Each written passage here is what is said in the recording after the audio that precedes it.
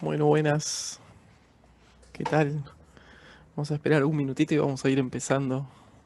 No sé si hay alguien por ahí que me pueda confirmar si se escucha, si se ve todo bien.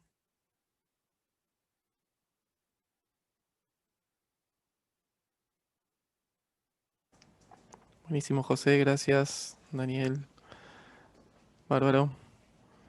Gracias por estar.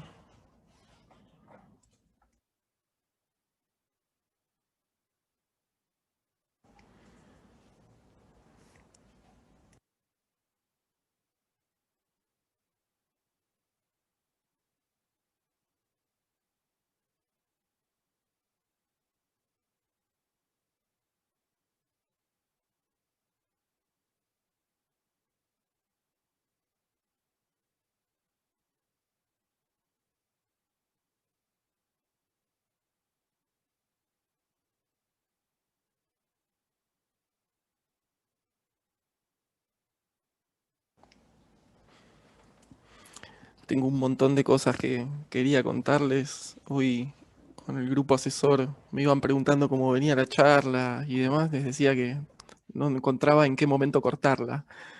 Así que vamos a empezar y vamos a ver hasta dónde llegamos, porque quería contarles, como les decía, un montón de cosas. Eh, Estamos en la tercera, ¿no? La tercera de estas charlas, el tercero de estos encuentros, y haciendo un poco de memoria, digamos, ¿no? El primero nosotros presentamos cuál iba a ser nuestra forma de trabajo, esa era la idea, ¿no? Y dijimos que queríamos salirnos de la idea de esto de los cursos ya enlatados o de las cosas escritas y hacer algo un poco más vivo. Entonces propusimos trabajar de esta manera en vivo, digamos, ¿no? Fue una charla cortita que solamente presentamos esa forma de trabajo. Y en la segunda reunión nosotros, como también al mismo tiempo se estaba lanzando en algún sentido el grupo, queríamos solamente, como dijimos en esa charla, romper algunas fantasías o ilusiones, ¿no? Es decir, pintar un poco la escena, ¿no? De lo que es el mercado y de cómo entendemos nosotros al mercado, y pintar además la escena que hay detrás de eso, ¿no? Eso que decíamos nosotros, cuál es la puerta que tenemos que abrir para intentar profesionalizar en algún sentido. Hoy vamos a darle otro sentido a eso, pero bueno, nuestra relación con el mercado. Entonces, en esa reunión charlamos con Tomás, que se animó a estar acá conmigo, a dar la cara, a contar un poco, ¿no? Cuál fue ese trabajo que nosotros venimos haciendo en otro espacio con él. Así que espero que a ustedes esas dos presentaciones les hayan al menos, en algún sentido, diseñado un contexto, digamos, ¿no?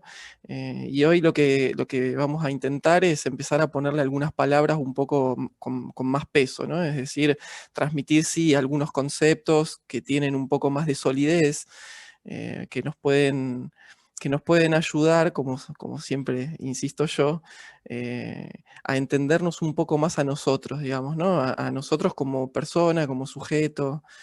Hoy le vamos a poner el nombre de aparato psíquico, porque finalmente eso es lo que vamos a decir, ¿no? Que somos un aparato, una máquina que funciona y que, como toda máquina, tiene sus piezas, ¿no? Y entonces ahí nos vamos a adentrar un poco en algunas teorías de la psicología que piensan eso, ¿no?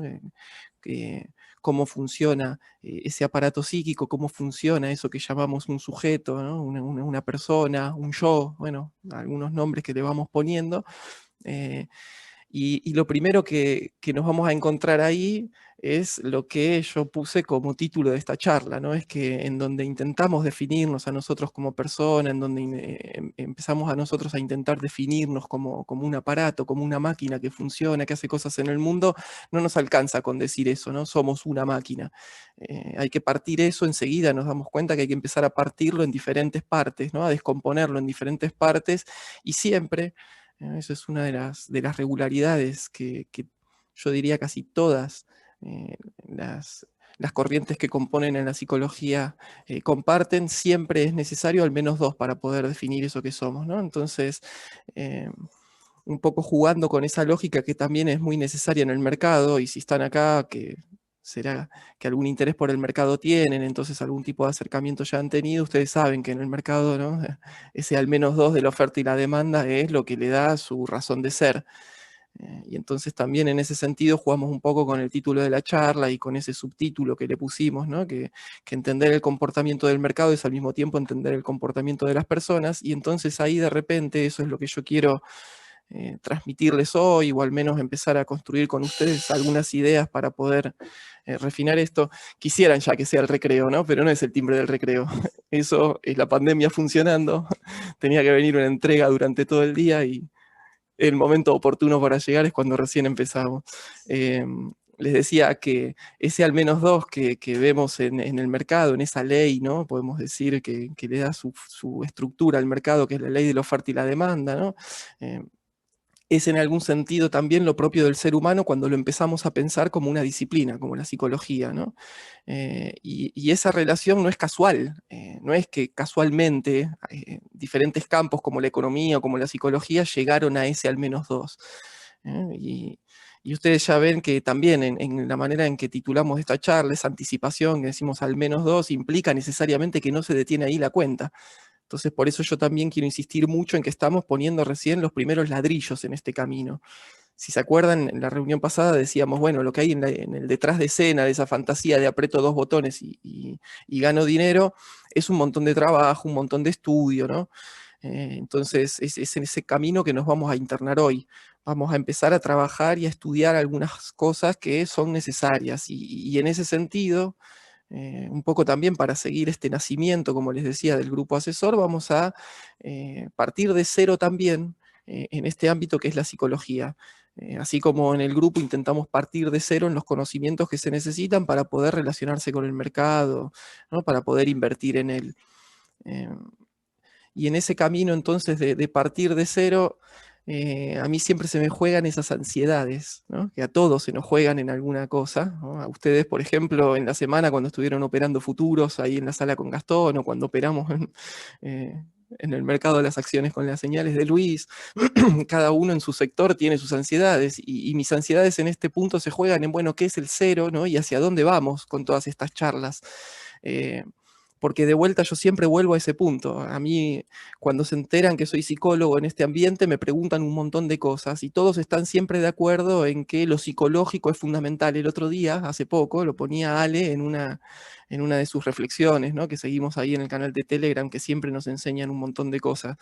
Y él decía que hay que tener plata para estar en el mercado, ¿no? Que hay que tener un sistema, pero que además es fundamental lo psicológico. Y ahí todos están de acuerdo. Siempre me dicen, bueno, lo psicológico es fundamental. Sin embargo, entender a mí me cuesta entender qué es lo que ustedes llaman lo psicológico, ¿no?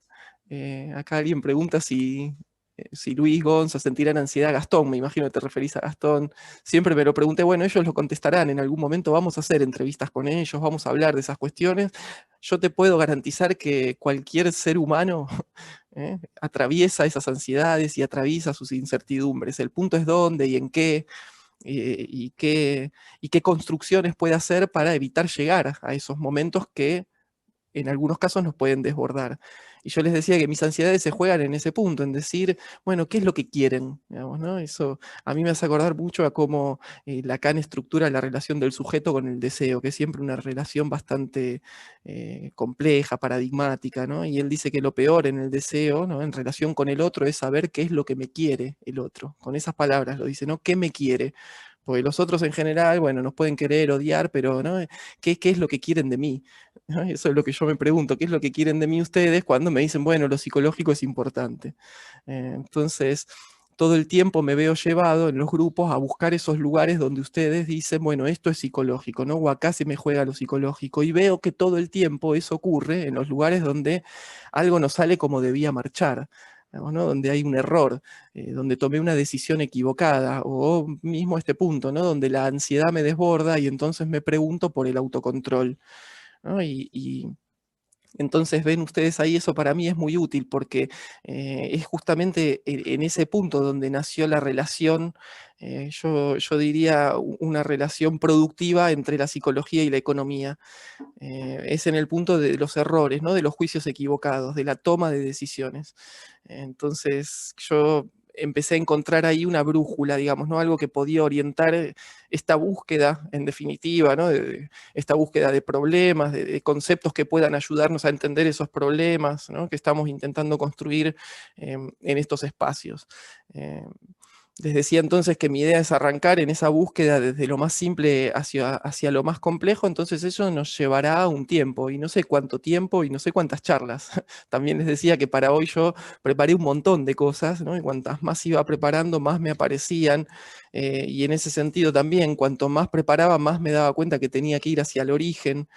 Y en ese sentido, otra cosa que a mí me sirvió un montón fue encontrarme con los analistas que tenemos en el grupo asesor, ¿no? Porque ahí también empecé a encontrar algunos paralelismos que me ayudan a mí a poder transmitirles a ustedes cosas. Eh, los analistas del grupo asesor, atrás de cada análisis, ¿no? Atrás de cada papel, cada vez que agarran un activo y empiezan a analizarlo, van al origen, ¿no? Van al cero de eso. Y dicen siempre, tenemos que analizar este papel desde cero. Y yo también siempre me pregunto qué es eso, ¿no? Y ahí uno se da cuenta que ese proceso lleva un montón de tiempo y es la búsqueda de algunos patrones, ¿no? Y digo llevo un montón de tiempo porque nosotros en las redes sociales, qué sé yo, en Twitter, ¿no? En cualquiera de esos lugares vemos que se publican infinidad de gráficos, ¿no? Infinidad de, en esos gráficos de direcciones posibles, de figuras, ¿no? Y se trazan líneas y qué sé yo, pero en realidad esa es una historia cortita, es un pedacito cortito de un gráfico que uno le traza una línea y sí, eso siempre puede ir al menos para dos lugares, digamos, ¿no? Para arriba o para abajo. Sin embargo, analizar en serio un papel es tomarlo en serio desde cero, desde su origen, ¿no? Y empezar a hacer un montón de análisis, de búsquedas de patrones, que en algún sentido van cambiando de escala, podemos decir, ¿no? O de fractal, podríamos decir también, siguiendo un poco el sistema que están usando en la sala de operatoria en vivo, ¿no?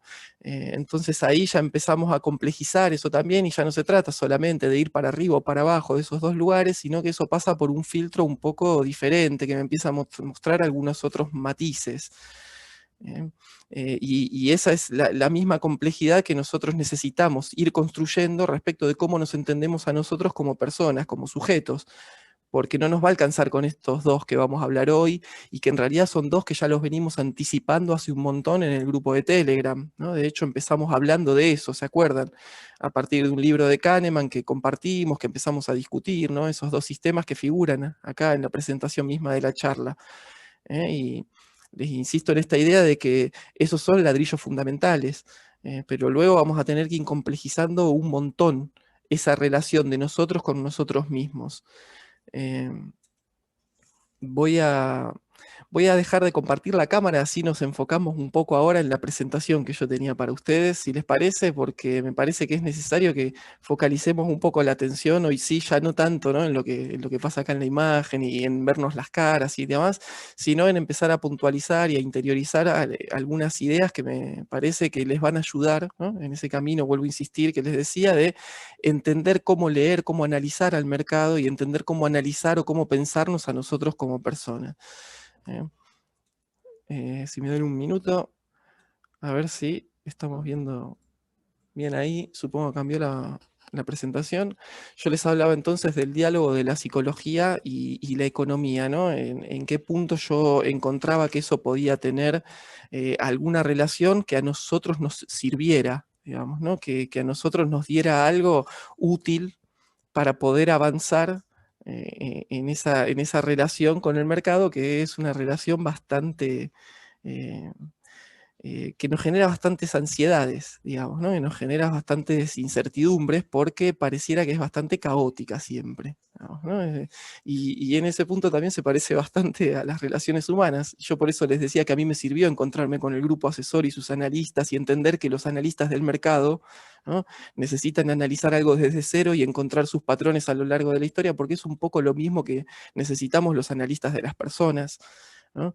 Y eso es un punto en donde el psicoanálisis, que fue en algún sentido una teoría pionera en pensar al sujeto, ¿no? Y en pensar al sujeto como partido en al menos dos, es una de las cuestiones por las cuales al psicoanálisis muchas veces se lo dejó de costado o se lo menospreció, ¿no? Por esa necesidad que tiene de ir en algún sentido a ciertos orígenes.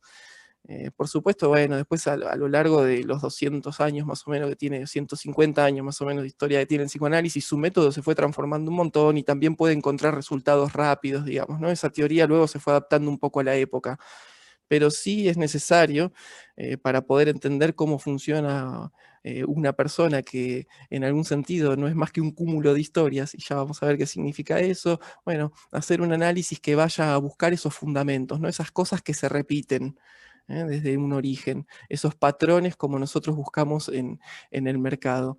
Entonces, yo les quería contar, haciendo estaría mal decir haciendo un poco de historia, pero sí al menos marcarles dos momentos, ¿no? En la historia de lo que fueron las ciencias, ¿no? La psicología, las ciencias de la economía, y partir de contarles de un primer momento que fue un primer momento que estaba dominado por el positivismo en las ciencias, ¿no? Y que en ese momento tanto la psicología como la economía por su lado construían sujetos que eran sujetos de una racionalidad absoluta y que hablaban siempre en nombre de la objetividad, ¿no? Es un sujeto que es plenamente consciente, que es capaz de conocerlo todo, todo del mundo, pero además todo de sí mismo, justamente porque es plena conciencia, es decir, todo en sí mismo es pensable, ¿no? Y ahí englobo yo todo lo que diría las teorías clásicas, ¿no? Las teorías clásicas en la psicología, las teorías clásicas en la economía, será en realidad cuestión de los economistas decirme luego, ¿no? Las particiones históricas de la economía y demás, pero lo cierto es que, ¿no? La economía con ese sujeto, yo ya alguna vez se los conté, ese sujeto de Chicago que construyó, ¿no?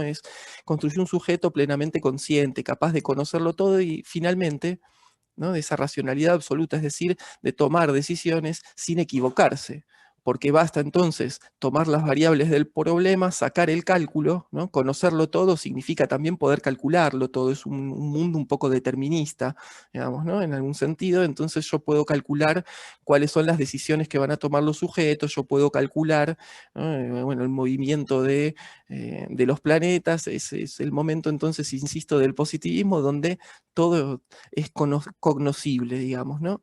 Y ahí ven que el psicoanálisis, que es una teoría que en tanto momento histórico debería entrar en las teorías clásicas, es una teoría que en ese mismo momento vino a plantear, bueno, en realidad no, no somos plenamente conscientes, hay un montón de otros procesos que pasan por un campo mucho más amplio, ¿no? Mucho más vasto y mucho más poderoso que el de la conciencia y del que no tenemos ni noticia.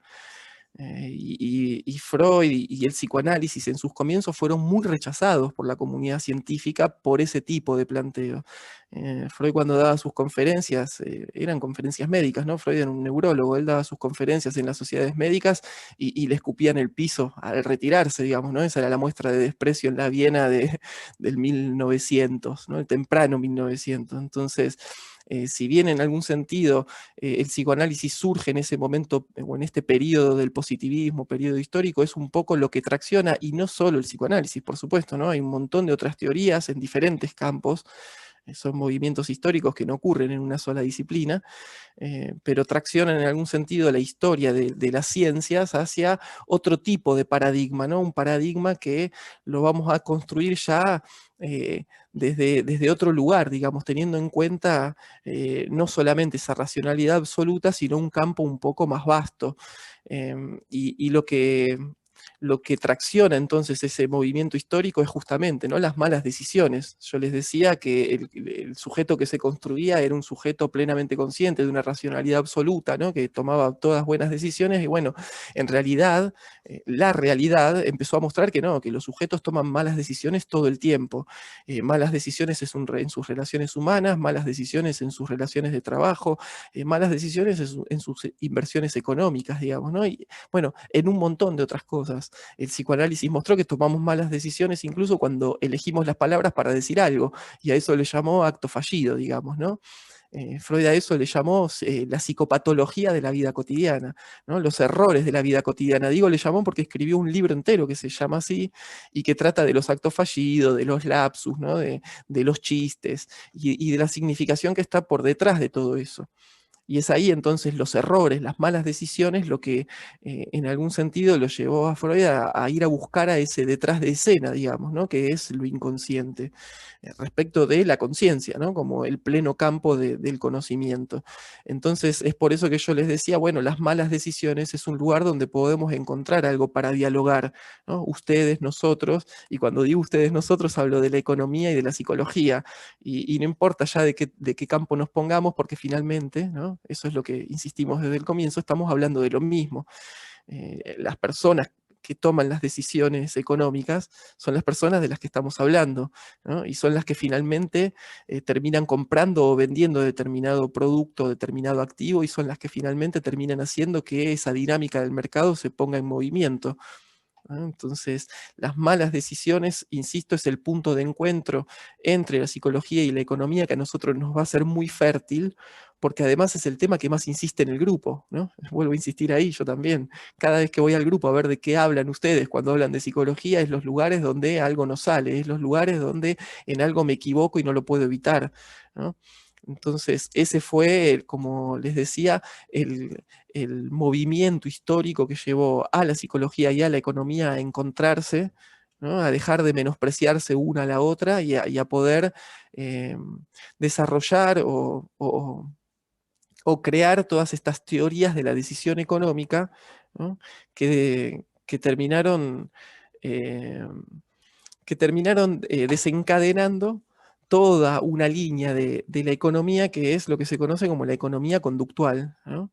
Que incluye ya sí todos los desarrollos de nuevas teorías de la psicología, ya no solo el psicoanálisis ese del que estábamos hablando del 1900, ¿no? Entonces ahora sí ya vamos entrando en un segundo periodo, que es el periodo en el que estamos, diría yo, ¿no? El periodo de la ciencia, que es el periodo de los paradigmas de la complejidad, en donde las cosas ya no son solo blanco o negro, ¿no? O sea, ya no son solamente objetivas, en tanto yo puedo conocerlo todo, sino que, bueno, se empiezan, como les decía, a tener otro tipo a tener en cuenta otro tipo de datos, digamos, ¿no? Con otro nivel de complejidad. Estamos en realidad en ese pasaje todavía, porque ahí es donde yo también necesito que durante algún tiempo nos detengamos a pensar. Eh, Gran parte de los desarrollos de las ciencias de hoy, ¿no? De las neurociencias, como vamos a ver que ahí se suman al debate, ¿no? Las neurociencias en las últimas décadas se han sumado a este debate y han aportado también a los desarrollos de la psicología y la economía, pero el trabajo que se está haciendo desde esas disciplinas es el de intentar llevar a los sujetos que todavía seguimos funcionando durante la mayor parte del tiempo, creyendo que tenemos una racionalidad absoluta, que somos plenamente conscientes de lo que nos pasa, que somos capaces de conocerlo todo, es decir, seguimos funcionando en un modo medio positivista de entender el mundo, ¿no? El intento es llevarnos a pensar desde otro lugar. Y ahí empiezan esas teorías de la psicología como la que nosotros estamos debatiendo en el grupo, la de Kahneman, ¿no? La psicología cognitiva comportamental, que nos plantean ya no un sujeto de una racionalidad absoluta, sino el sujeto de una racionalidad acotada, ¿no? Ya no se habla en nombre de la objetividad, sino que se habla en nombre de la subjetividad, ¿no? Esto incluye entonces, en contraposición a ese sujeto plenamente consciente, al sujeto del inconsciente, incluye todo ese otro campo, ¿no? Del sujeto.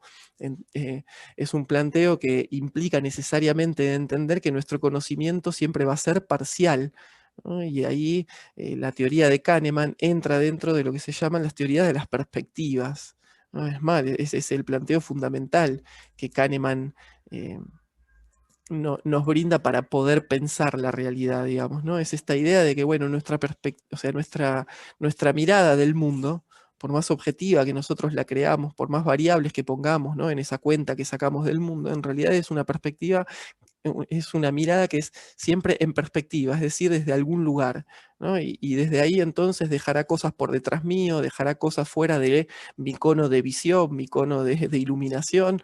Bueno, no importa ahí luego qué metáfora use uno para eso, sino que lo que sí importa es entender esta lógica de que es un sujeto de una racionalidad acotada, ¿no?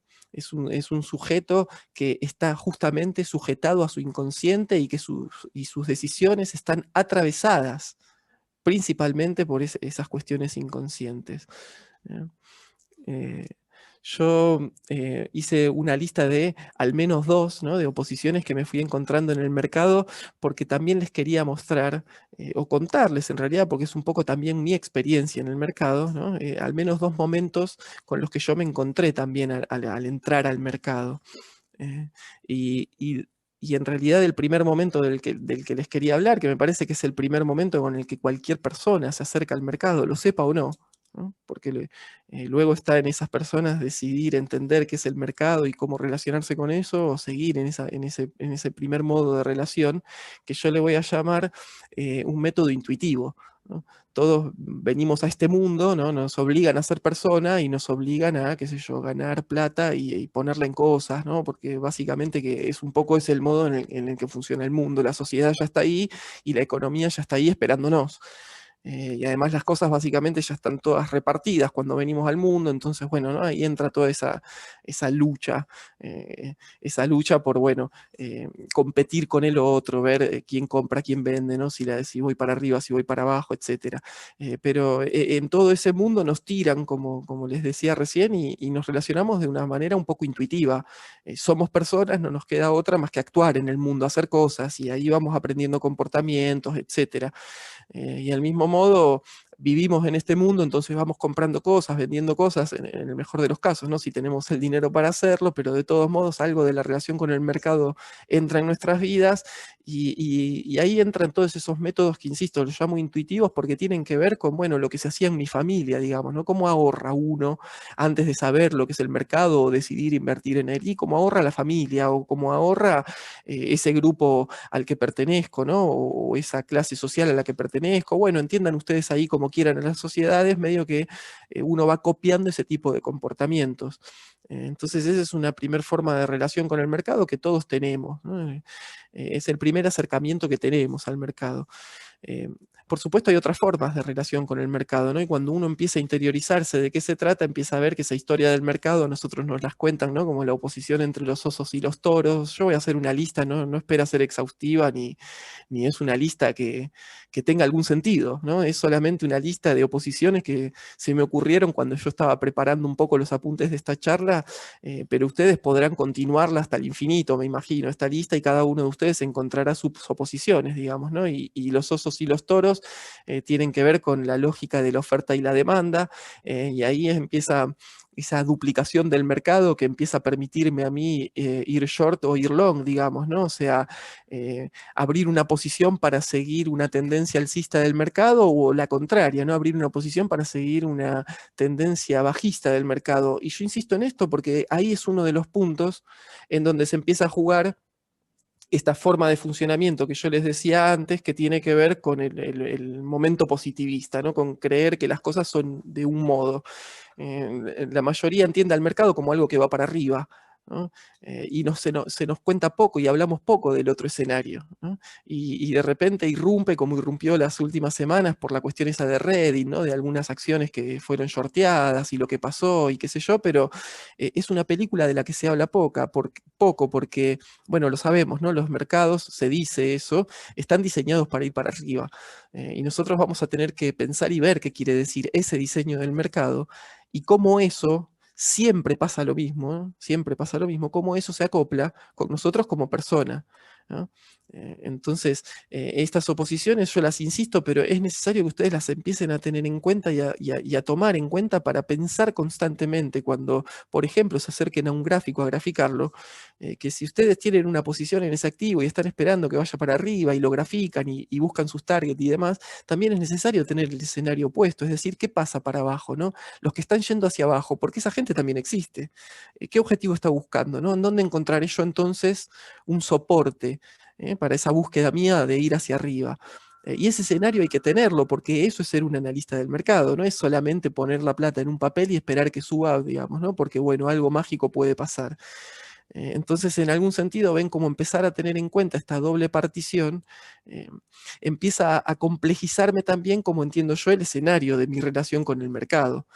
Eh, Sigo con las oposiciones, ¿no? Las tendencias bajistas, las tendencias alcistas, ya las mencionamos, los soportes y las resistencias, las distribuciones y las acumulaciones, ¿no? Ahí ya empiezan algunas teorías, creo que esto pertenece a Wyckoff, ¿no? Después me dirán los que saben más de análisis que yo, ahí lo tenemos siempre a Gastón, a Luis, también a Ale, Ale se hace el que no es un buen analista, pero lo es, los que conocen las teorías, ¿no? Las distribuciones y las acumulaciones, los impulsos y las correcciones, eso me imagino que debe pertenecer a Elliot, ¿no? Tenemos ahí a Fibonacci, los retrocesos y las extensiones, bueno, eso puede continuar, decíamos, me imagino que tantas oposiciones como sistemas haya, tantas oposiciones como herramientas, ¿no? Como indicadores haya.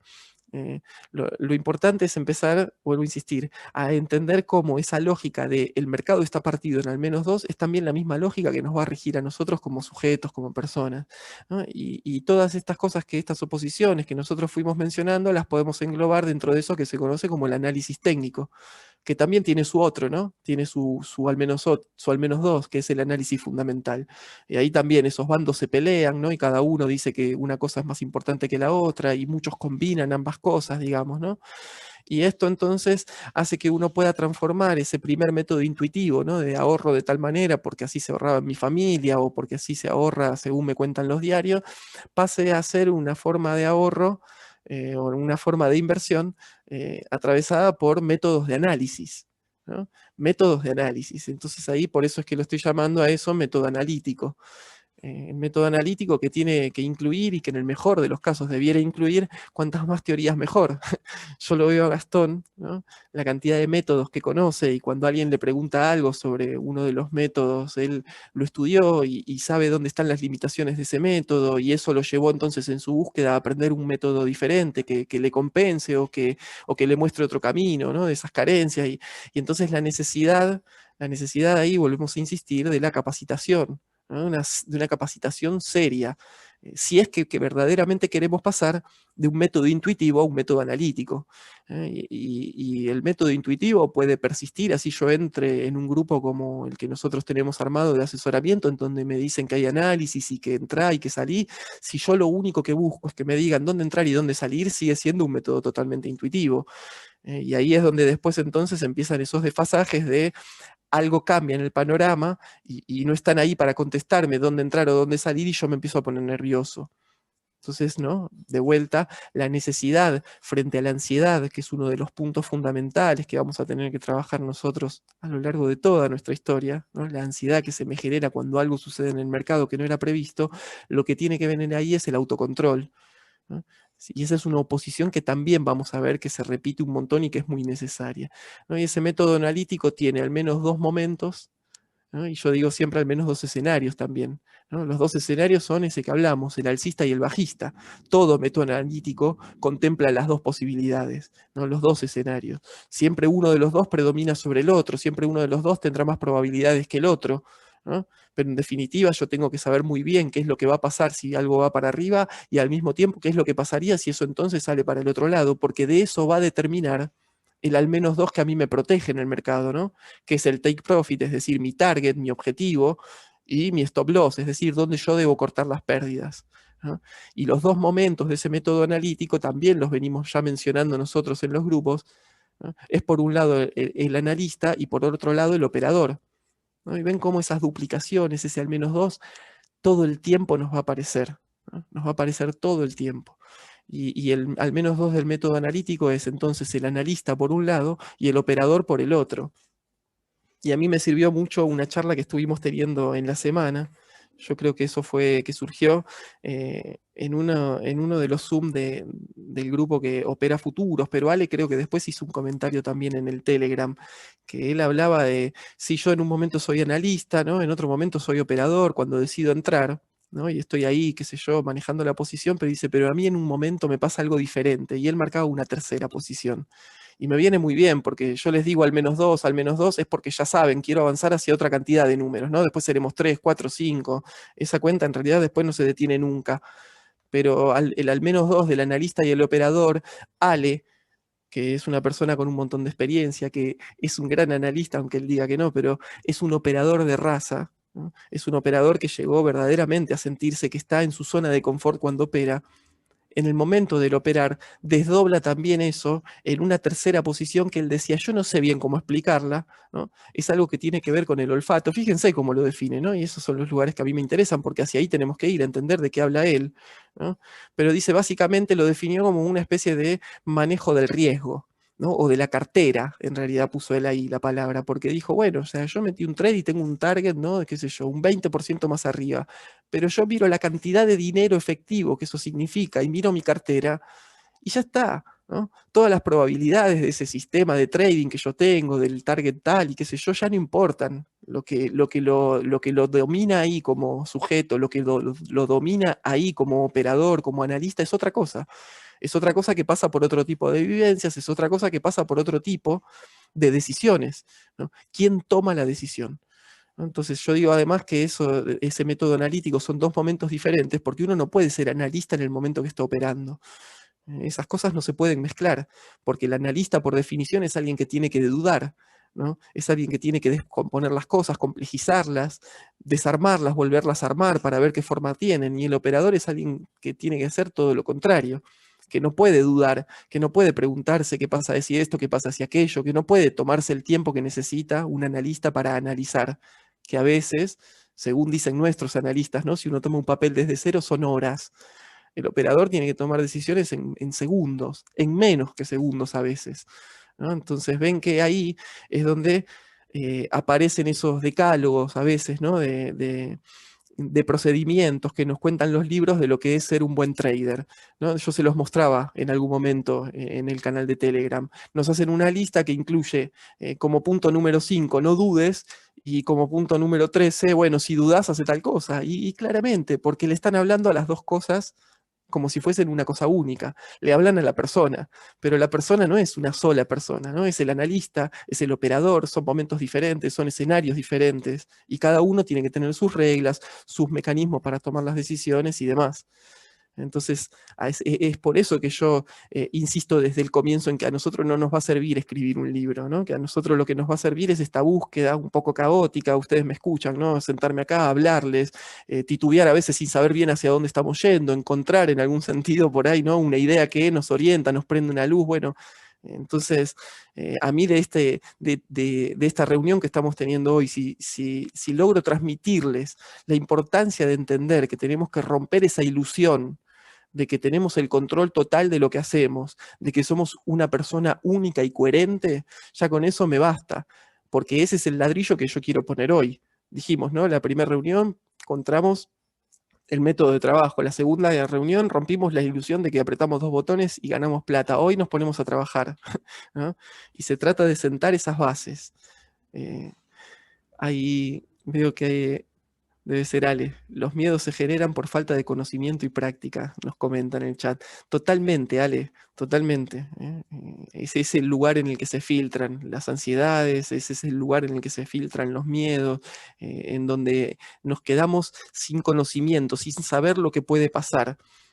Y fíjense que es lo mismo que yo les decía antes que me pasa a mí con las charlas. ¿Qué me quieren? ¿Qué quieren ustedes de mí? ¿No? Ahí yo me quedo sin conocimiento, porque no sé a qué llaman ustedes lo psicológico. Me tranquilizo cuando digo, bueno, están llamando lo psicológico a los errores. Les voy a contar, ¿no? De qué manera los psicólogos trabajamos con los errores, por qué nos pusimos a pensar los errores. Y fíjense que eso es lo que puso en movimiento una transformación de los paradigmas científicos, la búsqueda de comprender qué pasa con los errores, por qué tomamos decisiones equivocadas en el mercado, por qué hacemos un chiste o decimos una palabra equivocada en un momento, es en la historia de la psicología lo que movió los edificios teóricos, ¿no? Entonces, totalmente Ale, y vamos a seguir trabajando sobre eso.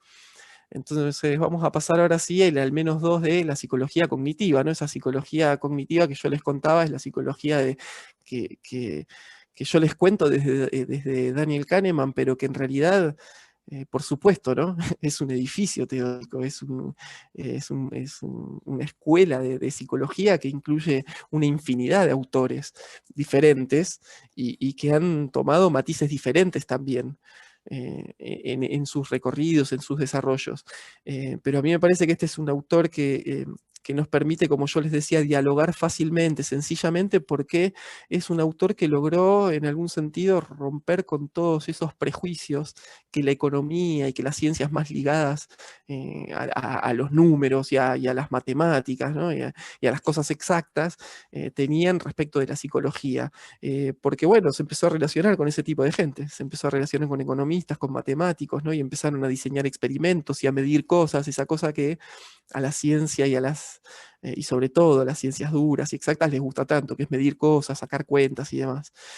Fue una rama de la psicología que se sintió cómoda haciendo eso. Entonces, como les decía, logró romper un montón de prejuicios y fue por eso que todo ese mundo académico, que todo ese mundo científico lo premió con un Nobel, ¿no? Entonces, me parece que si hay un logro que tuvo Kahneman en su vida fue haber roto con esos prejuicios y permitido que esas dos ciencias, que son la economía y la psicología, dialoguen de manera abierta. Y es fecundo, porque, vuelvo a insistir, de Kahneman, no es solamente esa rama de la psicología que pudo entrar a dialogar con la economía, sino que se le abrió la puerta a todas las demás ramas de la psicología que venían desde hace un montón diciendo que el ser humano es realmente una cosa racional, una cosa única y coherente, ¿no? Entonces, es por eso que abordamos con Kahneman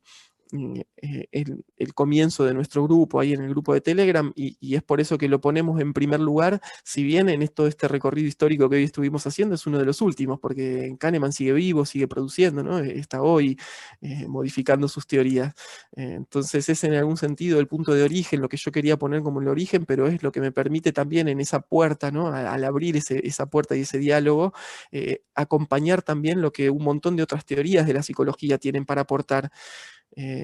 Porque en la construcción de lo que somos nosotros, yo les decía, como una máquina, como un aparato en este mundo, cada una de las ramas de la psicología estudió una partecita. Y la realidad es que si queremos entendernos como sujetos, lo mejor que podemos hacer es entender qué es lo que dice cada una de esas ramas de la psicología, no de esa partecita que se puso a estudiar.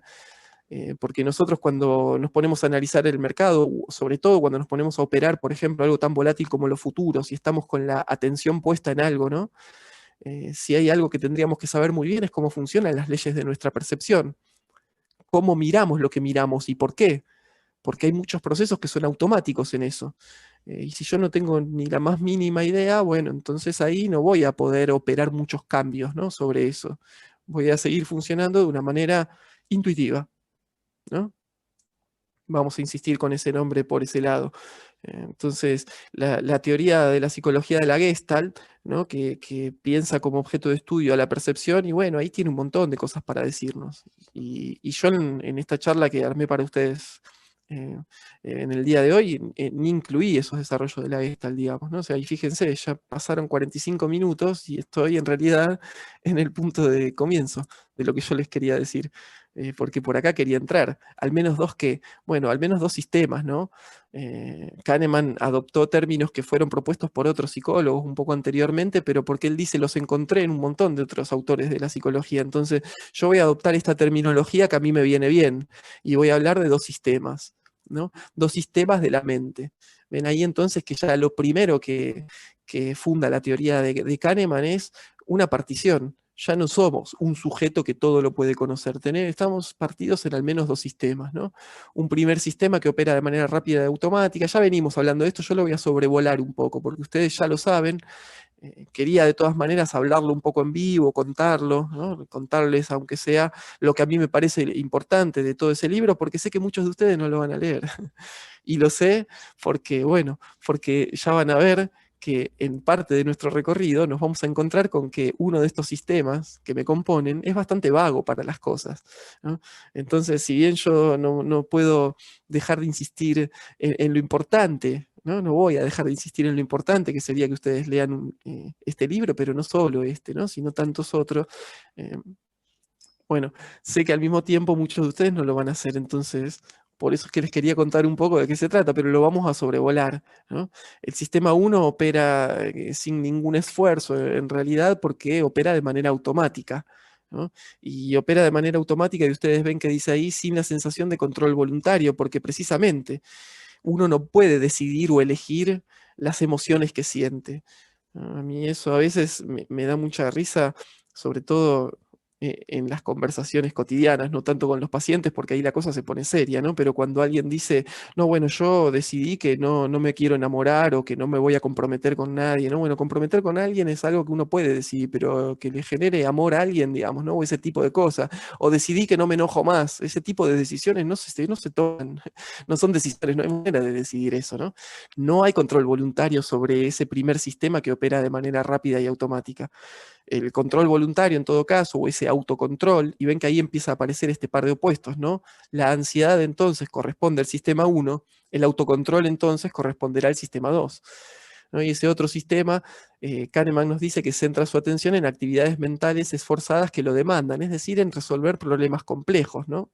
Y ahí tiene que haber un esfuerzo de atención, ¿no? La decisión de esforzarme en pensar algo.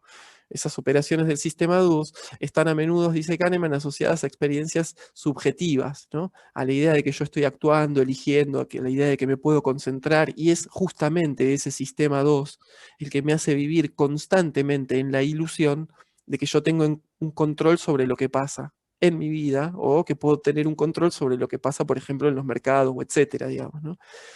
Y ahí es donde empezamos a ver entonces cómo se empiezan a relacionar estos dos sistemas, ¿no? El sistema 2 tiene cierta capacidad de cambiar la manera de trabajar el sistema 1, ¿no? En ahí se funda la primera de las relaciones, porque esos dos sistemas no es que se funcionan por separados, ¿no?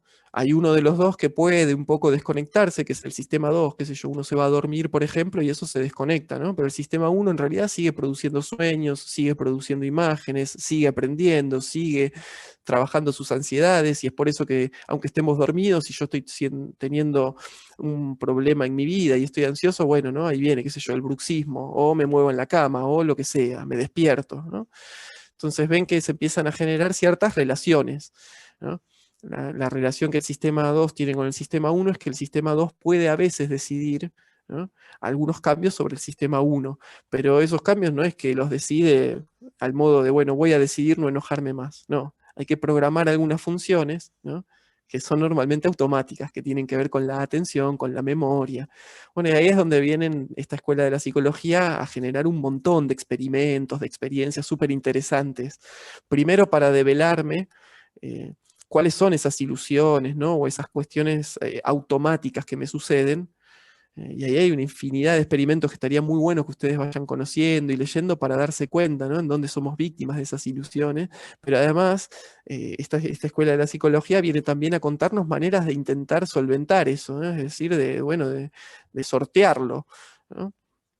Y en ese sentido es que también ustedes se pueden encontrar por ese camino algunos ejercicios o algunas funciones que pueden programar, y que les pueden venir muy bien y que los pueden ayudar en cambiar comportamientos, etcétera. Por supuesto no vamos a tener tiempo de desarrollar todo eso, ¿no? Como les decía, hoy solamente vamos a poner los ladrillos fundamentales. En algún momento, ojalá tengamos tiempo, tal vez podamos hablar, ¿no?, de los sesgos y de las técnicas para eliminar esos sesgos, ¿no? Una cuestión que a mí me parecía interesante también destacar es que esos funcionamientos automáticos como el de la atención, ¿no?, tienen un presupuesto limitado, ¿no? Porque también una de las ilusiones que nosotros tenemos es la idea de que, bueno, o sea, como yo decido concentrarme en algo, ¿no?, y voy y me siento y me digo, voy a leer un libro, creemos que ahí podemos asignarle la cantidad de atención que queramos a la cantidad infinita de tareas que se nos ocurren. Y la realidad es que no, eso tiene un modo de funcionamiento también, ¿no?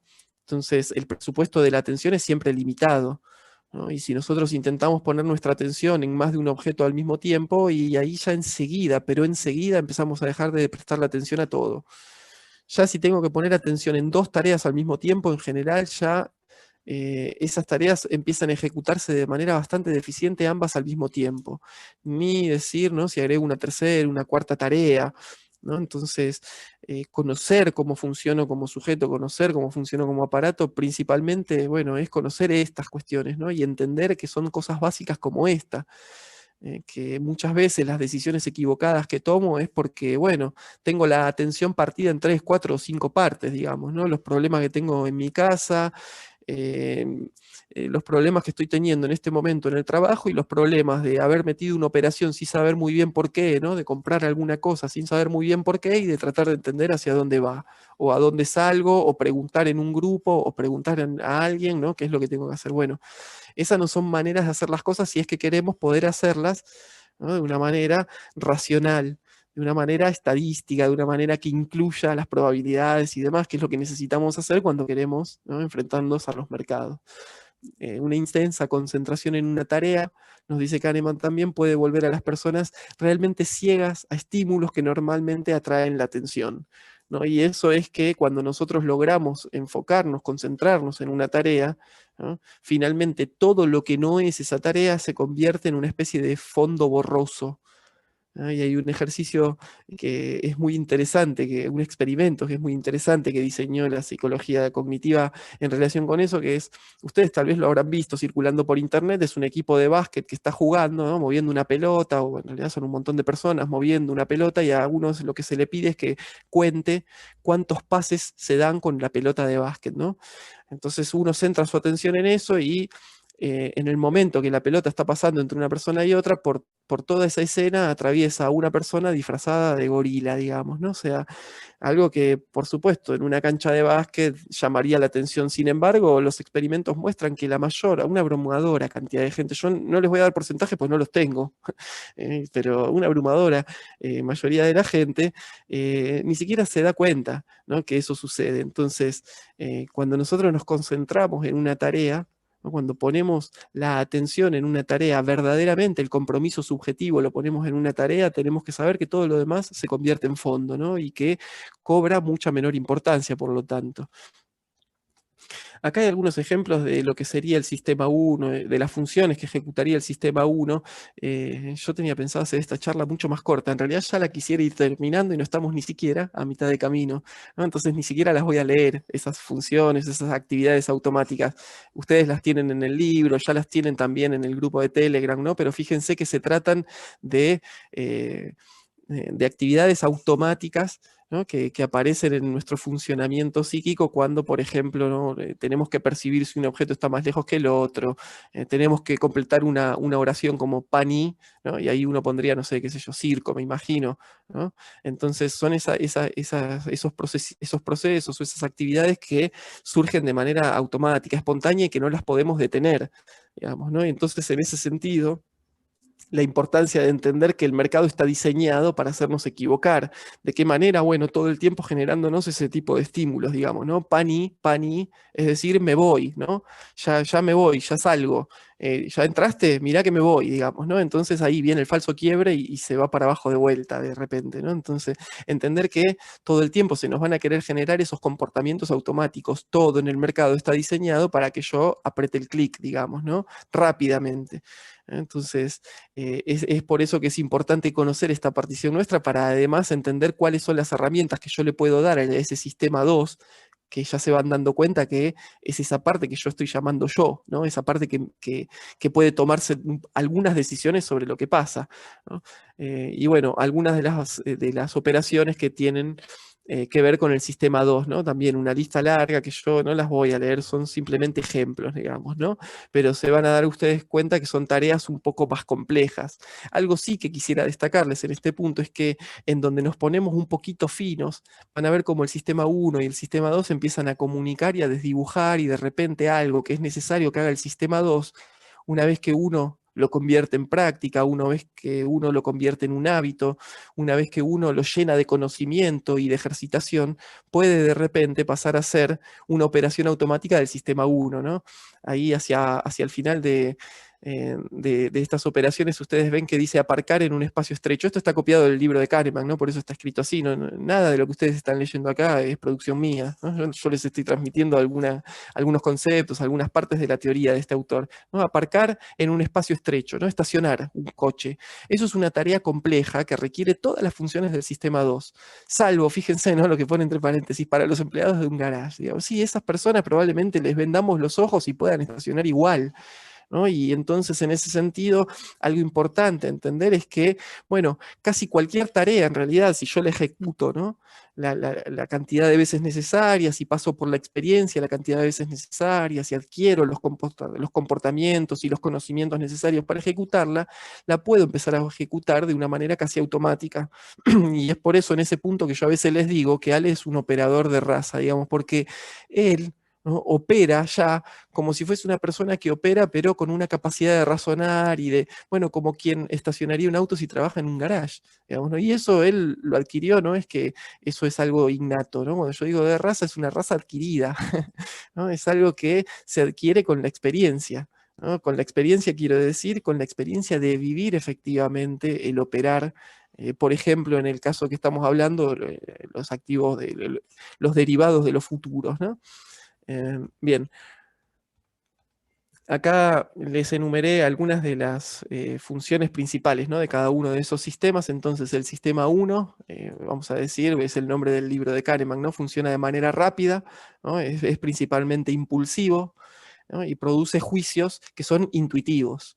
Es ahí el modo de funcionamiento intuitivo del que tanto les hablaba, y es básicamente el modo en el que funcionamos constantemente en el mundo, digamos, ¿no? Ese sistema 1 nuestro, que tiene esos procesos que son difíciles de controlar y que actúa de manera automática, es así porque el ser humano tiene, bueno, los miles de años de evolución que tiene, digamos, ¿no? Y incluye todo eso, ese sistema 1. Son modos de comportamiento automático que nos han venido muy bien a lo largo de nuestra evolución, ¿no? Esa idea de, bueno, poder calcular si un objeto está más cerca o más lejos que otro, que tiene que ver con el diseño de nuestro cerebro, pero también con el diseño de nuestros ojos, con el diseño de nuestra percepción, ¿no? Y con los lugares en los que desarrollamos la mayor parte de nuestra vida en esta historia del mundo, y etcétera. Son formas de funcionamiento automático que vienen muy bien para determinadas operaciones y funciones que yo tengo que ejecutar en el mundo, pero que están totalmente a contramano de lo que yo necesito, por ejemplo, cuando tengo que operar en el mercado. ¿No? Y es por eso que el mercado todo el tiempo me invita a poner en funcionamiento ese sistema A1, ¿no? Y todo el tiempo me hace producir juicios intuitivos de decir, bueno, esto ya está, se huele y yo ya no voy a tener nunca más una oportunidad de entrar en este papel, ya me lo perdí, digamos, ¿no? Y esos procesos son difíciles de controlar una vez desencadenados, y se desencadenan automáticamente. Entonces ven ahí la difícil tarea que tiene el sistema 2, digamos, ¿no? Que es esa otra parte nuestra un poco más racional, donde podemos decidir algo. ¿No? El sistema 2, ven ahí, es un sistema lento, nos dice Kahneman, lleva su tiempo. Para pensar hace falta tiempo. Es una de las leyes de la cadena significante, de las cadenas del lenguaje, del pensamiento, digamos, ¿no? Se necesita el tiempo que cada palabra necesita para pensarse, y la pausa necesaria para que luego venga otra palabra diferente y se articulen y empiecen a dar sentidos, digamos, ¿no? Entonces, es un proceso lento, que necesita tiempo y que necesita además de esfuerzo, ¿no? Es por eso que el sistema 2 es el encargado del autocontrol, y que, a diferencia de esos juicios intuitivos, produce juicios deliberados, ¿no? O sistemáticos, juicios más complejos, atravesados por otro tipo de razonamiento, ¿no? Son procesos que son relativamente fáciles de controlar, los del pensamiento, digamos, ¿no? Una vez desencadenados, uno los puede guiar hacia algún lugar, ¿no? Y ahí es donde ustedes ven, en esta última característica que tenemos, que es muy importante del sistema 2, se filtra lo que yo les decía antes, ¿no? Este sistema 2 se halla normalmente en modo de mínimo esfuerzo. Y esa es una ley que la vamos a encontrar también en el psicoanálisis, por ejemplo, ¿no? Una ley entiendo, del funcionamiento del aparato psíquico, una ley del funcionamiento del ser humano. Solemos estar en modo mínimo esfuerzo, digamos, ¿no? Entonces, ahí el sistema 2 es un poco remolón para hacer todas esas tareas que necesita para controlar al sistema 1. Entonces deja, en general, que sea el sistema 1 el que toma las decisiones, ¿no? El sistema 1 en ese sentido hace continuamente sugerencias al sistema 2, ¿no? Es automático, no se puede desconectar, está todo el tiempo funcionando y todo el tiempo nos está generando impresiones, intuiciones, ¿no? Intenciones, sensaciones, ¿no? En que son todas cosas que se generan automáticamente. El mundo produce estímulos, eso produce en mí una impresión, ¿no? Eso sí, impacta en mí de alguna manera, eso me genera una sensación, me gusta, no me gusta, ¿no? Es lindo, es feo, hace calor, hace frío, bueno, lo que sea. Y eso desencadena ciertos procesos de pensamiento, todavía todo automático, ¿no? Intenciones, intuiciones. Bueno. Luego ahí viene el sistema 2, que convierte esas impresiones o esas intuiciones en algo un poco diferente, ¿no? Que son creencias. Yo ya empiezo a creer determinadas cosas del mundo, ¿no? Y esos impulsos, que son algo automático al sistema 1, se convierten en acciones voluntarias. Y ven entonces que el sistema 2 está encargado también ahí de producir las acciones en el mundo, ¿no? Es el encargado de mover los músculos, de decidir qué parte del aparatito se mueve y para qué.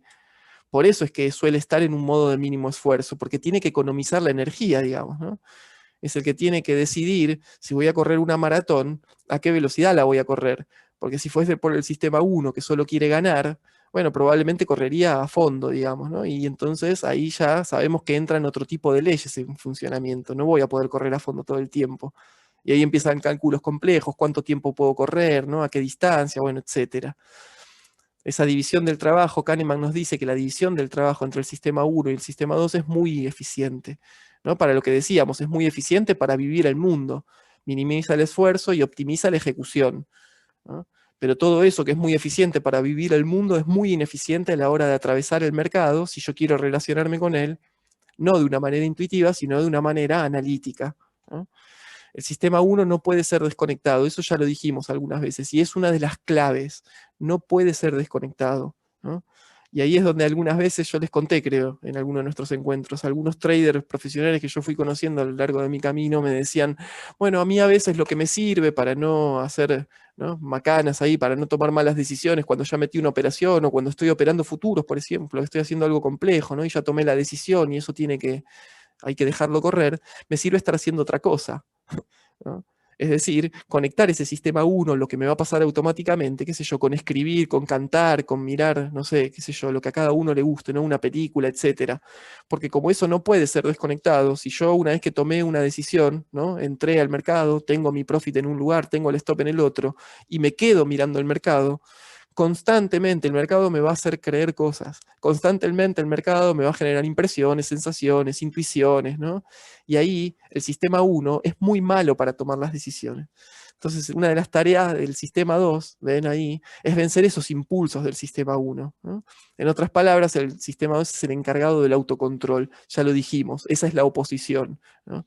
Las intensidades, las emociones, las fuerzas, ¿no?, la energía, todo eso aparece por el lado del sistema 1 y el sistema 2 es el encargado entonces de intentar frenar eso, de ponerle ciertas resistencias, ciertas trabas, o en todo caso, y vamos a ver que eso es muy importante y de eso se trata también, el sistema 2 es el encargado de saber hacia dónde hacer fluir todos esos excesos energéticos, todos esos excesos de ansiedad, de emociones, digamos, ¿no? Pero eso también implica un gran esfuerzo de trabajo. El sistema 1 no nos sirve para relacionarnos con el mercado, principalmente, ¿no?, por esta cuestión de los sesgos, que es tal vez uno de los conceptos más difundidos de la psicología cognitiva, uno de los conceptos más difundidos y que más diálogo encuentran con la economía, ¿no?, y que son errores sistemáticos que uno es propenso a cometer en determinadas situaciones, ¿no?, cuando la situación lo amerita. Porque eso es lo que tiene de bueno también esta psicología, digamos, ¿no? Eso es a mí una de las cosas que siempre me interesó también de ella, que empezó a poder catalogar la serie de errores típicos que nosotros cometemos, y a partir de ahí también empezó a comprender de qué manera hacernos caer en esos errores, porque eso es lo que tenemos que entender también. La psicología encontró el modo de funcionamiento de nuestra mente, ¿no? Sabe que somos propensos a cometer determinados errores, nos puede ayudar a que no los cometamos más. Al mismo tiempo, la psicología es también utilizada en el diseño del mercado, en el diseño de las estrategias de venta y demás, para hacernos cometer esos errores. ¿Se entiende, no? O sea, la psicología en ese sentido está de los dos lados, de los que quieren ir short, de los que quieren ir long, de los que quieren hacernos entender cómo funcionan las cosas y ayudarnos a progresar y a mejorar, y de los que quieren hacernos cometer un error y sacarnos un dinero o lo que sea. Entonces, esa me parece que es una desventaja que al mismo tiempo nosotros tenemos que conocerla para no ser víctimas de ella, digamos, ¿no? Para intentar estar lo más alerta, lo más atentos posibles a esos sesgos y evitarnos a nosotros el error de caer en ellos lo más que se pueda. El sistema 1, además, suele responder a preguntas más sencillas que las que se le están planteando, digamos. Tiene una tendencia a simplificar los problemas. Y si yo por ahí tengo que responder una pregunta sobre si, no sé, el petróleo va a subir o va a bajar en relación con un análisis técnico, y como yo no soy un buen analista técnico, en realidad voy a responder desde una emoción. Yo creo que está todo mal porque hay una pandemia y entonces el petróleo tiene que ir para abajo, ¿no? Y yo respondo una pregunta mucho más sencilla que la que verdaderamente me hicieron.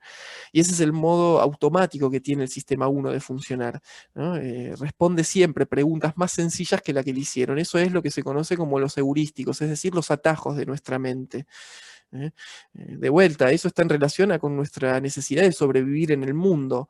Entonces yo no tengo mucho tiempo para ponerme a pensar si un animal se me está acercando porque quiere ser bueno conmigo o me va a comer porque soy su presa, ¿no? Esa pregunta yo no puedo sentarme a meditarla como si fuese un filósofo. Yo tengo que en cuestión de segundos darme cuenta de eso y salir corriendo si lo amerita, ¿no? Entonces la pregunta ahí es una pregunta bastante sencilla, ¿no? Y la tengo que responder de manera sencilla y rápida. Entonces los heurísticos son atajos sí, podemos decir que son atajos que nuestra mente tiene y que están todo el tiempo en funcionamiento también, es decir, todo el tiempo nosotros los problemas que nos enfrentamos en el mundo los estamos respondiendo con preguntas más sencillas que las que verdaderamente sostienen ese problema, ¿no? Y finalmente, y esto es la clave también, el sistema 1 entiende muy poco de lógica y en realidad no se rige por la lógica, ¿no? No se rige por la lógica y entiende muy poco de estadística también y no se rige para sus decisiones por la estadística. Eso lo vamos a volver a encontrar cuando veamos en la partición del al menos dos del psicoanálisis, ¿no? Entre la conciencia y el inconsciente, que el modo de funcionamiento del inconsciente es también no responder a la lógica, ¿no? Las contradicciones pueden subsistir en el sistema 1, yo puedo amar y odiar a una persona al mismo tiempo sin que eso me genere ningún conflicto. El conflicto en todo caso lo tendrá el sistema 2, ¿no? Yo acá estoy mezclando teorías, pero es la misma lógica, se van a ver que la repartición queda siempre de la misma manera, ¿no? El sistema 1 no entiende de lógica. La lógica es algo necesario para el sistema 2 y el sistema 1 tampoco entiende de estadísticas, ¿no? En ese sentido toma decisiones en relación a otro tipo de procesos y de pensamientos. Entonces es ahí donde el trading, donde la relación con el mercado se vuelve contraintuitiva para nosotros, ¿no? En ese sentido.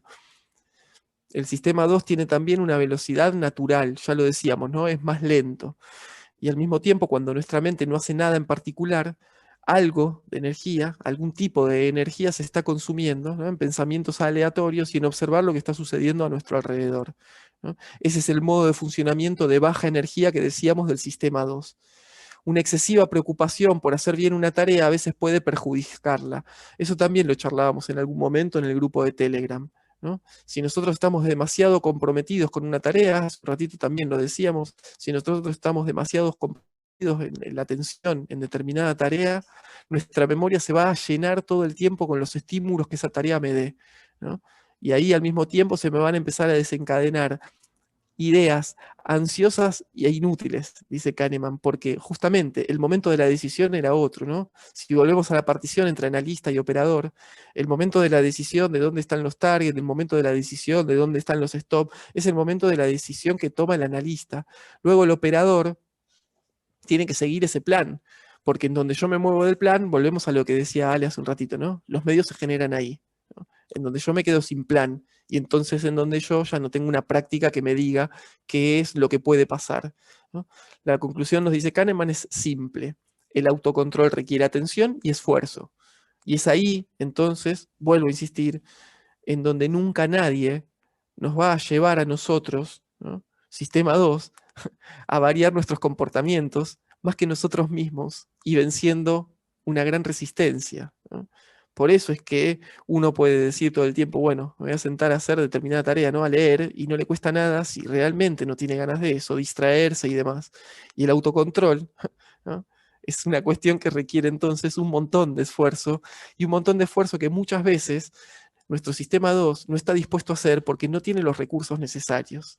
Y ahí me empiezo a torturar, ¿no? A decirme, ¿por qué no lo hago si tengo 2, 3 horas libres? ¿Por qué no las aproveché para sentarme a estudiar o lo que sea?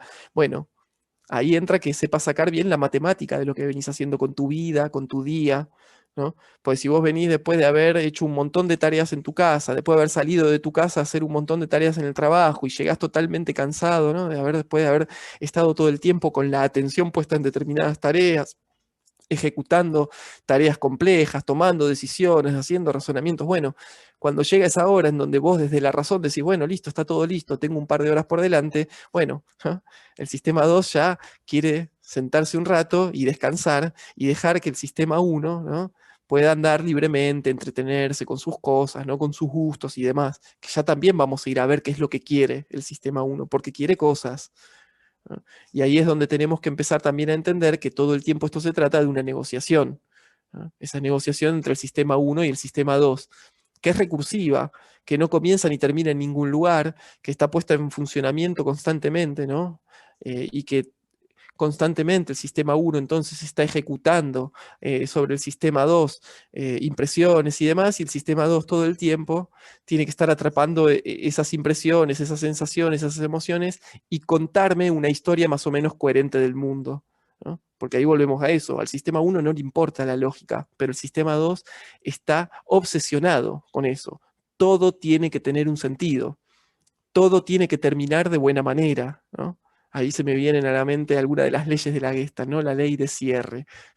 La ley de cierre significa que a cada acto, a cada cosa que yo veo, yo tengo que encontrarle que eso cierra de algún modo.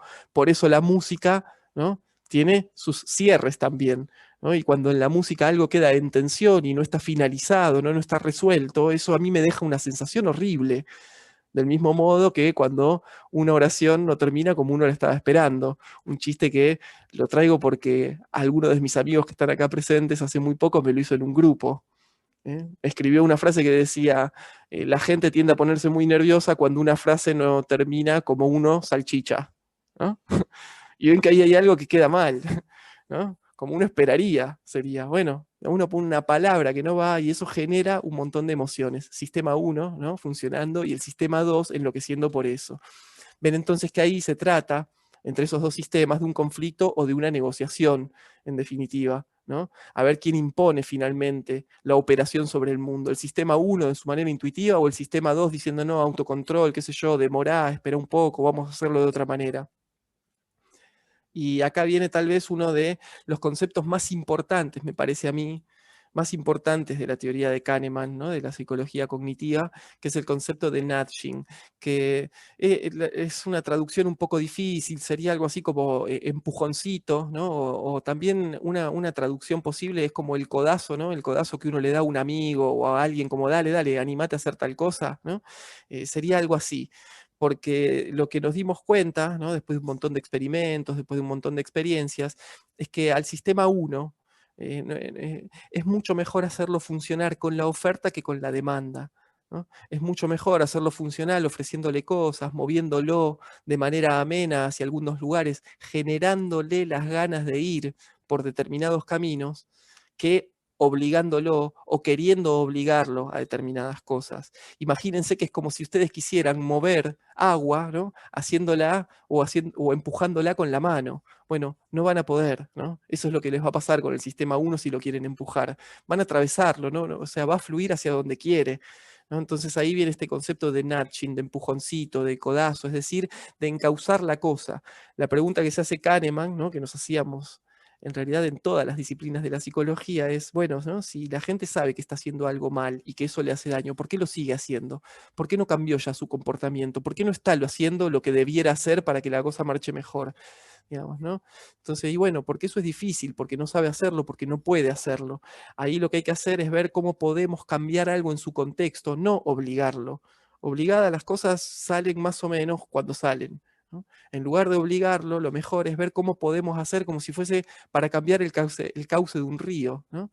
¿Cómo podemos generar un caminito alternativo para que algo de esas ganas, algo de esa energía, ¿no? Algo de esos impulsos vayan para el lugar que yo quiero? Y estas cosas que parecen muy abstractas, muy etéreas, en realidad son los principios básicos que usan todas las empresas, por ejemplo, ¿no? Para vendernos cosas y demás. Quiero decir, se nos generan los medios, se nos generan los modos para que consumir sea completa y absolutamente fácil y sencillo, y luego nos ponen algunas pequeñas trabas o filtros para que sea difícil salir de ahí, ¿no? Esa idea del débito automático, por ejemplo, ¿no? En donde empiezo a buscar y no encuentro el botón que hay que apretar y qué sé yo, bueno, me doy por vencido, lo hago el mes que viene, digamos, ¿no? Esas son trampas, entre comillas, esos son los errores sistemáticos en los que todos caemos, y como decíamos, hay ejércitos de psicólogos diseñando al mercado, diseñando, ¿no? La oferta y la demanda y demás, entonces es ahí en esos lugares donde se nos pueden poner o filtrar esas trampitas y podemos caer todo el tiempo en esos errores, ¿no?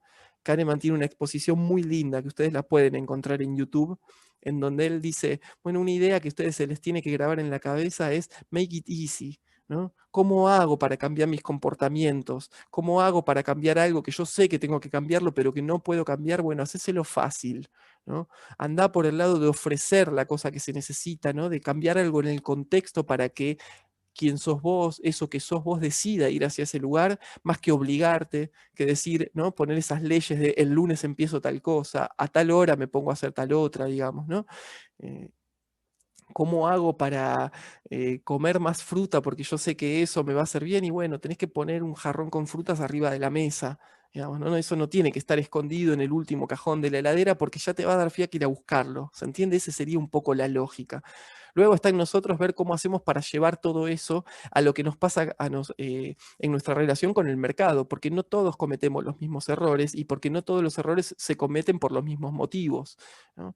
Hay gente que es extremadamente agresiva, ¿no? En el sentido de cómo toma sus decisiones, uno puede decir mucho más impulsivo ahora, ¿no? Hay gente que deja que sea el sistema uno quien domina mucho más sus decisiones y hay gente que es todo lo contrario, que es mucho más propensa a tomar decisiones en relación con el sistema 2, ¿no? Entonces, ¿a qué persona le hablo yo cuando le digo el autocontrol? Digamos, ¿no? Porque el autocontrol o estimular un montón el autocontrol en alguien que ya de por sí es extremadamente autocontrolado y bueno, ahí yo no estoy fomentando ningún tipo de cambio positivo probablemente, simplemente estoy generando en alguien que ya piensa un montón más pensamiento y más dudas. Entonces, a cada quien su consejo, podríamos decir, ¿no? ¿Qué significa ese make it easy? ¿De qué manera ustedes pueden darse ese empujoncito que necesitan? Bien, cada uno de ustedes deberá saberlo, ¿no? Ahí es donde volvemos a insistir y lo mismo que le pasa a Gastón en la sala de Zoom o que le pasa a Luis con sus señales, me pasa a mí en este ambiente. Yo no les puedo decir qué botón tienen que tocar y de qué manera hacerlo. Yo lo que les puedo dar son ciertos conceptos, es decir, de qué manera funcionan ustedes como máquina y luego quedan ustedes ver cómo pueden hacer para operar esas perillas, digamos, ¿no? Una dualidad más. Ya vamos a ir terminando. Yo creo que ya deben estar agotados. No sé cómo siguen ahí escuchándome. Si quieren decirme si están vivos, muertos, si pueden un rato más o no, bienvenido sea. Yo igual quiero pasar por una dualidad más porque pertenece a esta escuela y creo que vamos a dejar todo lo que es el psicoanálisis para la próxima porque si no los voy a abrumar, me parece. Y va a perder sentido también lo que estamos diciendo, ¿no? Porque estábamos diciendo que no podemos mantener la atención todo el tiempo que queramos, y es un viernes, ya son 8:15, así que les abro de otra dualidad, que ya la mencionamos también en el grupo de Telegram, y charlamos un ratito si alguien quiere decir algo, y vamos a seguir en la próxima avanzando en este mismo camino. Kahneman también desarrolla no solo la distinción entre dos sistemas, que son el sistema 1 y el sistema 2, sino una distinción entre dos yo diferentes, ¿no? El yo es un concepto que a la psicología le sirvió siempre para explicar algo que es muy difícil de explicar, ¿no? ¿Qué significa ser alguien? ¿No? Cada uno de nosotros comienza a hablar de sí mismo diciendo yo tal cosa, yo tal otra, ¿no? Y es ahí donde entonces de vuelta ese yo es el culpable de esa ilusión del autocontrol, de ser plenamente consciente, de saber quién soy, porque sí, sí, o sea, el yo sabe quién es yo, lo que no sabe es quién es todo lo demás que nos pasa, ¿no? Todas esas otras distinciones que nosotros ya venimos introduciendo. Pero entre ese sistema 1 y ese sistema 2, Kahneman necesita además diferenciar entre esto que estamos diciendo, dos yo, ¿no? Que por un lado va a haber un yo que es el que vive las experiencias, ¿no? Y a eso le va a llamar el yo que experimenta, y por otro lado aparece otra figura del yo que ya no es el que está viviendo la experiencia, ustedes se pueden dar cuenta, ¿no? El que vive las experiencias es el operador, y luego está el yo que recuerda, ¿no? Que es el yo que es el analista. Ahí podemos empezar a repartir las cosas de alguna manera, ¿no? El yo que recuerda, el yo que piensa, el yo que trae de la memoria eso que vivió la experiencia, ¿no? Y empieza a pensar a partir de eso. Y esa distinción entre dos yo, así como el sistema 1 y el sistema 2, cada uno tiene sus funcionamientos y existen sus trampas, sus errores típicos y demás, también pasan en estas cuestiones, en estas funciones de la memoria y la experiencia.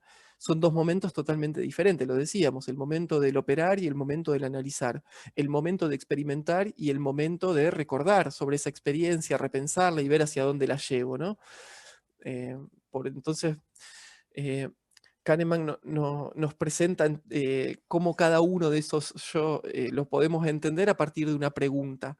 Y el yo de la experiencia lo que se pregunta es si algo duele, digamos, ¿no? O sea, si duele mucho, si duele poco, cómo me siento. En definitiva, se pregunta por si esto que me está sucediendo me gusta o no. Y lo pongo en esos términos porque ya vamos a ver, probablemente en otro encuentro, cuando veamos al psicoanálisis, que lo que Freud pone un poquito de este lado también se maneja por algo que él llama la serie placer-displacer, ¿no? Es una serie analógica, no es una serie que tiene, ¿no? Números discretos, 1, 2, 3, 4, digamos, ¿no? Es una serie continua, pero es una serie que va desde el placer hacia el displacer, y eso es lo que yo me pregunto en las experiencias, ¿no? Cuando yo estoy viviendo una experiencia, lo que constantemente ese yo que experimenta está evaluando es si eso gusta o no gusta, ¿no? Si eso me hace bien o no. Y el yo que recuerda en realidad responde a algo diferente, ¿cómo ha sido esa experiencia? Y ahí, al recuperar esos recuerdos, al recuperar esa experiencia, bueno, no es lo mismo, ¿no? El yo que recuerda no vive la experiencia, la está recordando, la está volviendo a traer al presente, pero ya no es la experiencia, ¿no? Ya algunas modificaciones se han operado ahí. El yo de la experiencia, Kahneman nos dice que no tiene voz, no puede opinar, solamente siente, ¿no? Siente placer o siente displacer, siente dolor o siente satisfacción. El yo que recuerda en realidad es el que registra y ordena esas experiencias y es además el que toma las decisiones. Ven ahí que podemos de vuelta empezar a pensar en el sistema 1, el sistema 2 también, ¿no? En algún sentido, esos límites o esos dos sistemas de vuelta se desdibujan y se vuelven a dibujar, ¿no? Según qué tan estricto nos pongamos con ese concepto. Dos reglas rigen todo esto, ¿no? Y a esto quería llegar porque me parece que es importante. Una, la regla del pico final. Fíjense cómo lo llama él, ¿no? Y es que en realidad, en general, cuando nosotros acumulamos nuestras experiencias, solemos dejar grabado, ¿no? Esa experiencia como recuerdo en relación al momento en el que hubo un pico de sensación, digamos, ¿no? Y yo lo pensaba esto en relación al grupo hace poco, en la semana, uno de los chicos que participan en el grupo, que estuvo en la sala de trading de futuro, yo no sé si él está por acá hoy, no importa, puede ser cualquiera, porque nos pasa a todos, ¿no? Tuvo un par de malas experiencias, metió un mal de malas operaciones, ¿no? Y salió de ahí muy frustrado y dijo, bueno, yo ya decidí, nunca más, digamos, ¿no? Nunca más voy a operar futuros, esto no es para mí y demás. Y ahí salieron un montón de respuestas diferentes que a nosotros nos pusieron como grupo, digo, nos pusieron muy contentos porque dan cuenta de que ya hay grupo, digamos, ¿no? Salieron mensajes de aliento, salieron algunas respuestas un poco más pensadas, ¿no? Hacia dónde llevar la cosa, ¿no? Algunos consejos, bueno. Cosas que dan cuenta de que estamos construyendo un grupo y eso nos pone contentos como grupo, porque es lo que estamos buscando. Pero además, me parece que salieron ideas también que son interesantes, porque yo lo que le planteaba en ese momento era que no es el momento de tomar las decisiones, digamos, ¿no? Porque toda la experiencia que él viene acumulando, que yo no sé cuánta es, pero que es bastante, pues él decía, ya he tenido experiencia en el pasado, estoy teniendo otra experiencia ahora, es decir, él viene transitando hace un montón de tiempo este camino, ¿no? Y su yo que recuerda, es decir, el yo que registra y ordena, que estaba tomando la decisión en ese momento, estaba regido por esta regla, ¿no? El pico final, el pico desagradable del final, que resignifica, ¿no? Es decir, le vuelve a dar un sentido totalmente diferente a toda su experiencia y queda toda catalogada entonces como una mala experiencia. Eso yo lo pasaba, un fragmento del libro de Kahneman en algún momento ahí en el grupo de Telegram, digamos, ¿no? Con la idea de, bueno, alguien que va a un gran recital, está 2 horas disfrutando y de repente en los últimos 5 o 10 minutos sucede algo, ¿no? Qué sé yo, feo, entonces queda toda la experiencia arruinada. No, la realidad es que el yo que experimenta fue feliz hasta el momento del altercado, digamos, ¿no? Fue feliz, por decir, se entiende, digamos, ¿no? Pero uno puede haber estado disfrutando todo eso, solo que viene el pico final, digamos, ¿no? El pico de intensidad y eso me marca entonces toda mi experiencia, ¿no? Eso entonces es para que tengamos presente dos cosas. Una, podemos engañarnos en la forma que tienen las experiencias que hemos vivido, digamos, ¿no? O sea, tenemos la manera para saber cómo arruinar una experiencia, por ejemplo, ¿no? Para decir algo. Y la segunda, no tomemos decisiones en esos momentos, ¿no? Porque esas decisiones probablemente sean las equivocadas, estén influidas por ese incremento súbito de determinada afectividad, pero probablemente sea también una decisión equivocada. Ese tipo de decisiones, no opero nunca más determinado activo o esto no es para mí, es una decisión que debe decantar como un proceso, le decía yo, ¿no? Respondíamos eso en el grupo, porque el momento de decidirlo no es el pico de la emoción, el momento de decidirlo es verdaderamente con todas las cartas sobre la mesa y habiendo hecho un análisis verdaderamente lógico y estadístico, pero desde el sistema 2, no desde el daño que está sintiendo en ese mismo momento el sistema 1. La segunda regla es la regla del olvido de la duración. ¿no? Y es que básicamente uno se olvida de la duración de las experiencias. Ya lo hablamos, en realidad es esto mismo, ¿no? La experiencia pudo haber durado 2 horas y media, 10 horas y media, y la mayor parte fue satisfactoria. Sin embargo, un detalle, ¿no? Hacia el final, un pico de estrés hacia el final puede hacerme olvidar, ¿no?, toda la duración de lo que fue esa experiencia y simplemente condensar todo en un momento, ¿no? Entonces, por otro lado, también sabemos que si nosotros hacemos, eh, qué sé yo, damos un daño que es muy profundo, ¿no? Pinchamos a alguien muy fuerte y le hacemos sentir un pico de dolor, bueno, eso va a significar la experiencia de una manera. Sin embargo, si nosotros damos pequeños pinchacitos durante sucesivas veces, ¿no?, con un poco menos de dolor, bueno, esa experiencia se va a grabar, es una verdad de perogrullo, digamos, ¿no? Es algo bastante evidente, se va a grabar de manera diferente. Entonces ahí también existen diferentes técnicas que uno puede utilizar para acercarse a las cosas, ¿no? No es lo mismo acercarme con una intensidad infinita como tienen los futuros, ¿no? De ansiedad, de, eh, de aceleración, de volatilidad, ¿no? Y vivir ese tipo de experiencias que ir haciendo acercamientos sucesivos a lo que puede ser la volatilidad en el mercado, ¿no? El movimiento de las tendencias de los papeles y demás. Eh, Bien, los recuerdos son todo lo que conservamos de nuestra experiencia, digamos, ¿no? La experiencia no se conserva en sí misma, sí, lo que se conserva son, en algún sentido, recuerdos que van ligados a emociones, y la única perspectiva, además, esa es la única perspectiva que podemos adoptar cuando pensamos en ella. No podemos revivir las experiencias, solo en todo caso las podemos recordar, ¿no? Y después, en ese sentido, también cada experiencia es única, aunque revivamos la experiencia. Eso ustedes lo ven en los comportamientos de los niños cuando uno les hace un juego y quieren hasta el infinito repetirlo, ¿no? Buscando la misma satisfacción, pero la realidad es que la satisfacción nunca es la misma, siempre varía, siempre es un poco diferente. Ya la segunda vez, por ejemplo, el efecto sorpresa no está, ¿no? Entonces, desde ahí es esta idea de que las experiencias son siempre diferentes, ¿no? Y sobre todo cuando uno las intenta recordar. Y uno de los sesgos también, una de las ilusiones más poderosas que existen, y con esto creo que medio que vamos a ir ya hoy por hoy terminando, ¿no?, es confundir la experiencia con el recuerdo de la experiencia, ¿no? Que es esto que yo les contaba, le pasaba a nuestro amigo ahí en el grupo en la semana, ¿no? El recuerdo que él estaba teniendo, la sensación de esa experiencia, digamos, ¿no?, es lo que lo llevaba a confundir, ¿no?, esa experiencia con lo que fue todo su recorrido y con lo que puede venir hacia adelante, digamos, ¿no? Es una ilusión cognitiva. Sí, vamos a cortar por ahí porque ya ven que nos vamos hacia Freud, y yo creo que por hoy ya les debo haber limado bastante la cabeza. Yo me imaginaba yendo un montón más hacia adelante, pero bueno, estas charlas van tomando su propia dinámica, su propio ritmo. Hoy llevamos casi 1 hora y media. Yo ni siquiera sé si ustedes están ahí con vida todavía. Lo veo a Ale, que algunos comentarios hace, pero este no lo leo porque trae un elogio. Qué capo que sos, me dice.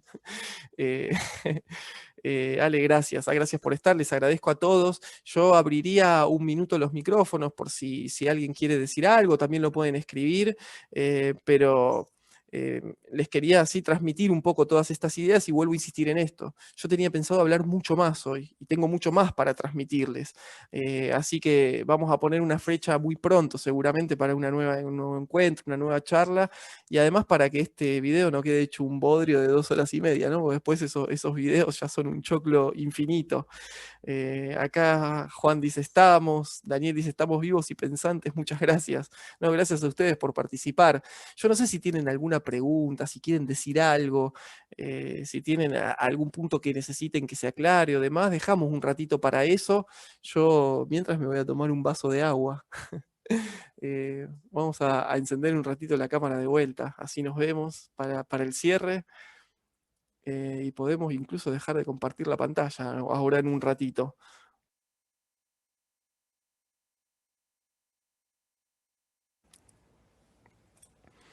Le decía, yo paso las imágenes para estar distendido y tranqui dentro de la operación y trato de no analizar nada. Muchos me consultaron eso, cómo me genero tiempo en pasar imágenes dentro de una operación. Claro, bueno, yo paso las imágenes para estar distendido y tranquilo dentro de la operación. Bueno, pero porque no analizás, Ale, porque vos no tenés toda tu atención y todo el sistema 2 ahí funcionando en estar pensando lo que está pasando en el sentido de un análisis, en dudar en lo que puede pasar o en lo que puede venir, sino lo contrario. estás en ese momento que vos dijiste, ¿no? De la experiencia óptima, que vos la encontrás en eso, y eso es lo que te convierte en un operador de raza, digamos, la experiencia óptima de estar adentro del mercado, de manejar ese riesgo, ¿no? De manejar esa ansiedad, esas intensidades que nos pasan por el cuerpo cuando estamos en algo tan volátil. Entonces, es por eso que a vos eso te pone tranquilo y es por eso que vos sos un pilar en nuestro grupo y que sos fundamental, ¿no? A pesar de que te la pasás siendo extremadamente humilde. Bueno, me dicen que están por ahí, no los veo con preguntas. Me parece que la timidez también les gana por ahí, algo de eso. Yo no sé si alguna de estas cuestiones les sirve, espero que sí, que les estén sirviendo. Me imagino que por eso es que están acá, pero también está siempre abierta la posibilidad, digamos, ¿no? Y- y la idea es que ustedes me vayan proponiendo hacia dónde vamos llevando estas charlas y estas conversaciones para poder seguir sumando, digamos, ¿no? Em, Bien, vamos a ir cerrando entonces porque creo que no tenemos consultas, preguntas y demás. Yo les agradezco a todos un montón por haber estado acá, a los que fuimos y seguramente a los que van a ver esta charla después, porque muchos me avisaron también que no podían estar, que la querían ver después. Gonza dice muchas gracias por la charla, gracias a vos, gracias a Mati también, ahí saluda, Mati también debe estar por ahí. Gracias chicos por venir, siempre estar también con los chicos también. Hemos operado muchas veces, la hemos pasado muy bien. Gracias Manu, muy buena charla, me dice el grupo asesor, esto está sesgado. Me imagino que debe ser Gastón ese, gracias Gastón, o Luis, no sé, Ale, quien sea que esté detrás de ahí del grupo asesor haciendo el aguante. Gastón, sí, me imaginé, Gastón. Eh, bueno, y nos vamos a ver muy pronto. No la ponemos hoy la fecha porque no tengo la agenda a mano, pero nos vamos a ver muy pronto para seguir con este sujeto, Sigmund Freud, que tiene también cosas que son muy interesantes y que ya que hemos encontrado la puerta para conectarlo, ¿no? Con la economía y ya no tener esos prejuicios para hablar con él, tal vez nos sirvan esas cosas para entender algunos matices más de lo que somos, de quiénes somos y demás. Bueno, nos vamos despidiendo acá. Muchas gracias a todos. Gracias Gustavo, que lo veo ahí por haber estado. David, Juan Pablo, bueno, a todos y nos seguimos viendo en los grupos y muy pronto otra vez en vivo. ¿M? Hasta la próxima, gente.